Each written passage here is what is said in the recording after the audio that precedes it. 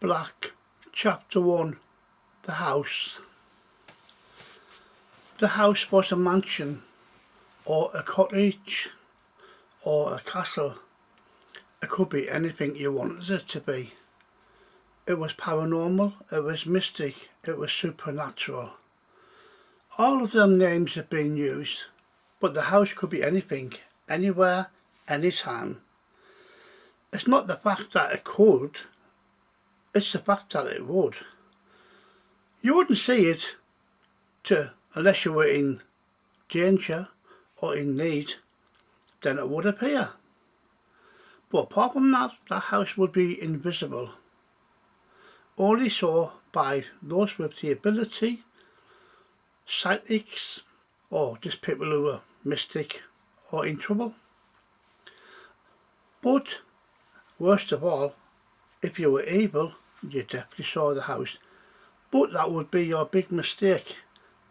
For what's inside the house is what you should be worried about. Let me take you through the front door and introduce you to Dark. Hi, I'm Dark. I'm half angel, half demon, half white, half dark. I'm a half caste, an outcast, hated by angels and demons, for I am both.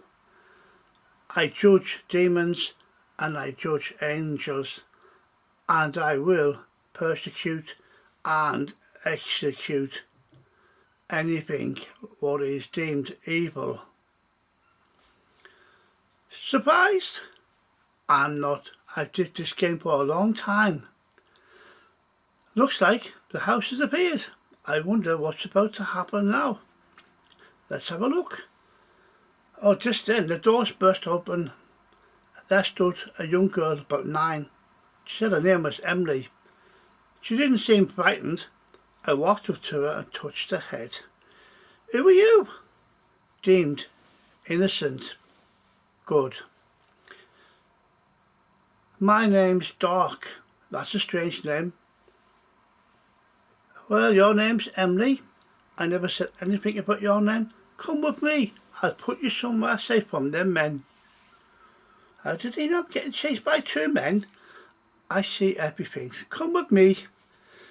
Took her to the cupboard where a seat was. Put her inside. Would you like some cake? It's from heaven. I've got some fizzy juice. Would you like some? It's heavenly, I heard. She had a drink. He said, no, don't open the door. If you hear screaming, shouting, whatever you do, don't open the door till I open it. Okay, okay. Just sat eating the cake and having a drink. Dark shut the door, turned round. Let the fun begin. I wonder what this lot are going to do. Just then the door burst open. Glass smashed. Oh, it's going to be one of those days. In burst 2 men carrying machetes. Oi, where's that kid? Said the older of the 2. You talking to me? Who do you think I'm talking to? Said the guy. Oh, Doctor said, I don't know. I didn't know you were talking to me. Yeah. Where's it? Pointing a machete at Dark. Dark says, oh, that's a little knife. Are you taking the pee? What? All I said it was a little knife. I'll be chopping your head off with this now. Oh dear, you're threatening me. It's not going to end well. Sure you don't want to exit while you can? Who you think you're talking to? We're going to chop you up and feed you to the dogs. Oh, I've heard that so much, said Doc. The humour, he's making me laugh. Made the guy even more angry. Attacked Doc. He swung, went to chop his head off. But he just stopped. The machete fell to the ground. The man just stood there looking. Doc had his hand on his head.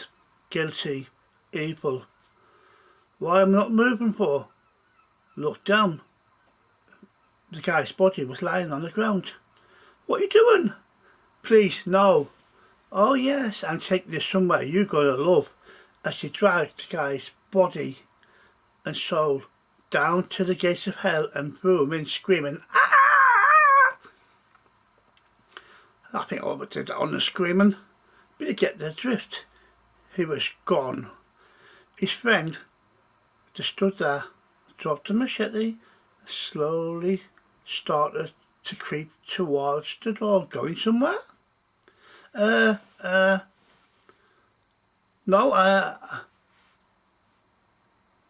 Doc walked up to him and put his hand on his head.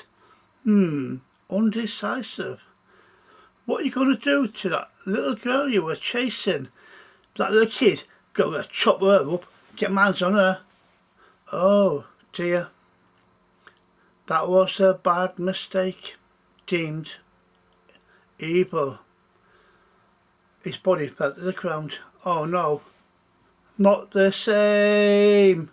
As he was dragged off to the gates of hell and threw in with his friends, screaming and kicking as the gates shut.